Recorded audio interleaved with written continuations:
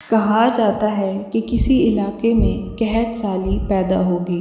اس قحط سالی کی لپیٹ میں نہ صرف انسان بلکہ چرند پرند سب اس کا شکار ہو گئے۔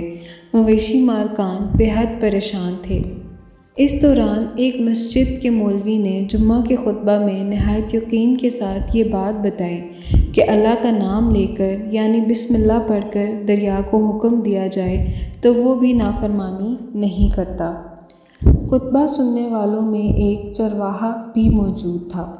مولوی کی یہ بات اس کے دل میں اتر گئی اور اس بات پر اس کا یقین کامل ہو گیا۔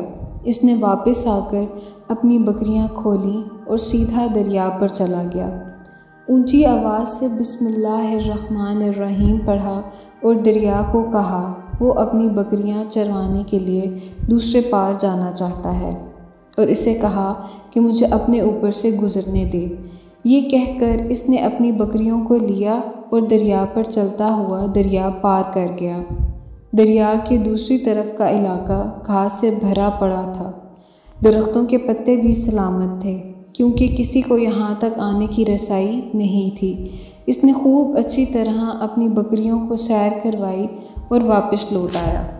پھر یہ اس کا معمول بن گیا کہ وہ بکریاں پار چھوڑ کر واپس آ جاتا اور شام کو جا کر بکریاں واپس لے آتا۔ اس کی بکریوں کا وزن دگنا چگنا ہو گیا۔ لوگ چونک گئے اور اس سے پوچھا کہ وہ اپنی بکریوں کو کیا کھلاتا ہے۔ وہ سیدھا سادہ اور صاف دل نوجوان تھا۔ اس نے صاف صاف بات بتا دی کہ جناب میں تو بسم اللہ الرحمن الرحیم پڑھ کر دریا پر چل کر اپنی بکریاں دوسری طرف چروانے لے جاتا ہوں۔ یہ بات سب نے سنی مگر کسی نے اس چرواہے کی بات پر یقین نہیں کیا کیونکہ یہ ناقابل یقین بات تھی۔ مگر بات ہوتے ہوتے مولوی صاحب کے پاس پہنچ گئی۔ مولوی صاحب نے اس چرواہے کو بلایا اور سارا ماجرا پوچھا۔ اس چرواہے نے مولوی صاحب کو ہی حوالہ بنا لیا کہ مولوی صاحب میں تو آپ کا شکریہ ادا کرنے والا تھا۔ آپ نے جمعے کے خطبے میں جو نسخہ بتایا تھا کہ بسم اللہ کہہ کر دریا کو بھی حکم دو تو وہ بھی انکار نہیں کرتا، تو میں تو بس آپ کے نسخے پر ہی عمل کرتا رہا ہوں۔ مولوی صاحب حیرت سے اس کے چہرے کو دیکھتے رہے۔ مولوی صاحب نے کہا بھائی صاحب ایسی باتیں تو ہم ہر جمعہ میں کرتے ہیں، فقط ان کا مقصد لوگوں کا ایمان بنانا ہوتا ہے۔ مگر چرواہا ڈٹا رہا اور اس نے کہا کہ میں تو بس بسم اللہ کہہ کر پانی پہ چلتا ہوں اور بکریوں سمیت دریا کو عبور کر لیتا ہوں۔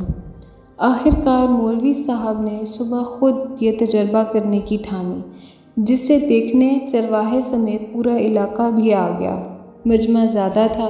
مولوی صاحب نے ایک دو بار سوچا کہ انکار کر دوں کہ کہیں ڈوب نہ جاؤں، مگر وہ جو مولوی صاحب کو کندھے پر اٹھا کر لائے تھے اب بھی جوش و خروش سے اللہ اکبر کے نعرے لگا رہے تھے اور مولوی صاحب کے حق میں تعریفیں کر رہے تھے۔ آخر کار مولوی صاحب نے اپنے ڈر کو دور کرنے کے لیے ایک رسہ منگوایا۔ پہلے اسے ایک درخت کے ساتھ باندھا، پھر اپنی کمر کے ساتھ باندھا، پھر ڈرتے ڈرتے ڈھیلا ڈھالا بسم اللہ پڑھا اور دریا پر چلنا شروع ہو گئے، مگر پہلا پاؤں ہی رکھا تھا کہ پانی میں گر گئے۔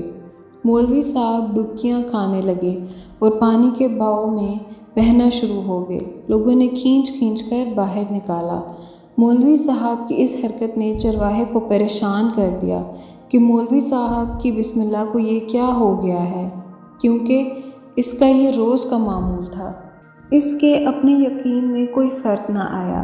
اس نے بسم اللہ کہہ کر بکریوں کو پانی کی طرف اشارہ کیا اور خود ان کے پیچھے چلتا ہوا پار چھوڑ کر واپس بھی آ گیا۔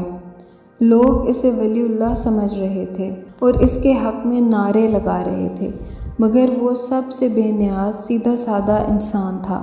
وہ مولوی صاحب کے پاس پہنچا اور کہا مولوی صاحب میں آپ کی بسم اللہ کی تعریف سے کافی پریشان تھا، مگر پانی پر چلتے ہوئے مجھے آپ کی بسم اللہ کی بیماری کا پتہ چل گیا۔